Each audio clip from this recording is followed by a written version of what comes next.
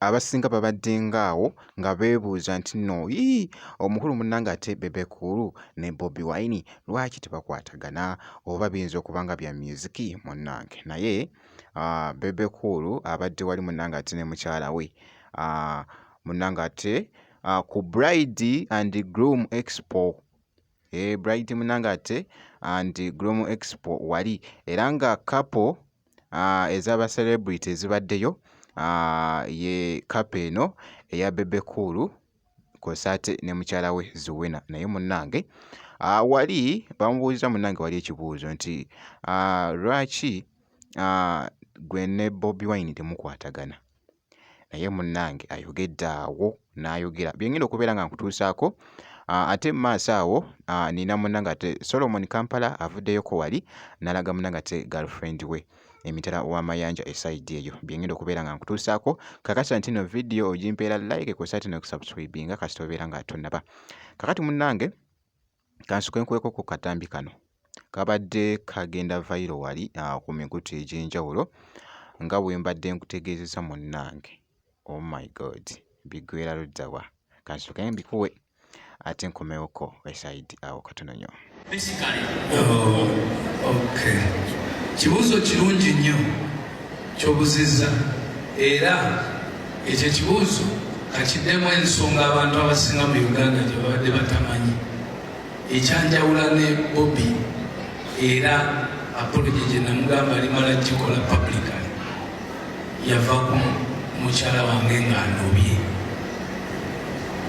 Mukyala wa Bobby yanoba n'addukira ewange waka. Bobby n'amunoonya nga tamanyi gy'ali kuba bwe yanoba nga yajjanga wange nga nze bw'ajja ngamba ono kakkanya omuntu making sure addayo nga Bobby addayo. Naye nga omukyala munnange ye Zuwena munnange bimususseeko akanze gamba ku mwami bannange toyogera.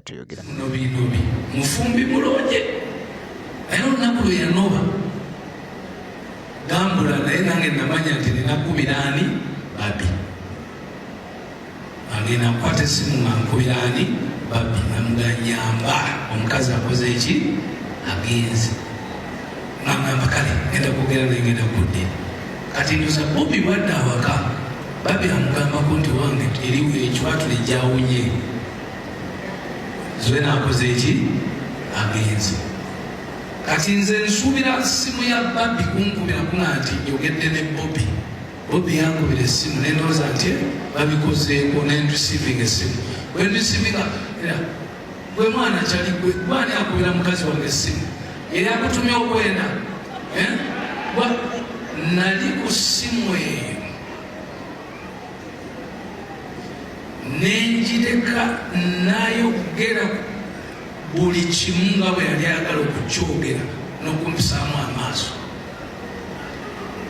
Naye jjukira nti ku ssaawa eyo nga nze mbala mirundi emeka mukyala we gye yanoba nga ajjawa ewange nga muzzaayo. Oluusi bannayuganda mbeera mwagala nnyo okuddiginga amazima gye muba mwagala okugajja.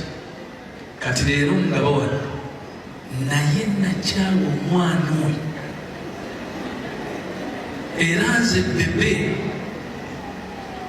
leero nkibagambye binena music ebyo nga nkukyaliraki ebyo amaloboozi gano agaggwawo enkya neggulu naye okusinziira ku bye nali nkoledde omulenzi oyo ku nsonga ey'amaka agange ne lwataali bikoze ne bwe bataali ku byessimu yali talina kujja kwogera nange mu kutu kumbuuza nti lwaki nkubira ani mukyalo ate nga ye yaŋŋambanga nti agenze nze ngeno ŋŋamba Zuwena sisiitira omuntu akole ki addeyo abantu babiri.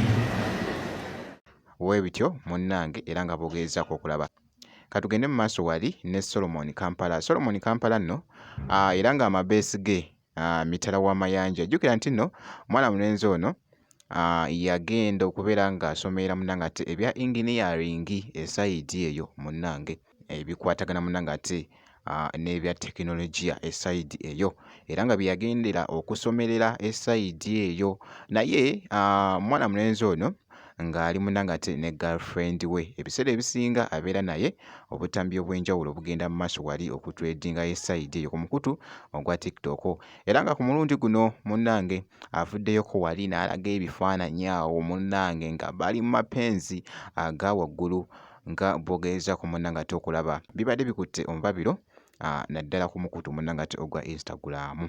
Solomon Kampala mutabani munnange ate wa Bobi Wine wali wonna bw'atyo nno bw'abadde alabiseeko ne girlfriend we omuzungu era nga bw'ogeeza ku munnange ate okulaba naye nga munnange wano laavu weenyumira esayidi laavu weenyumira munnange ng'oli ne partner wo wali wonna naye nga ye mwana mulenzi munnange ate Solomon Kampala bw'ati bw'abadde agikwasaganyizza esayidi awo munnange ng'ali ne girlfriend we esayidi eyo.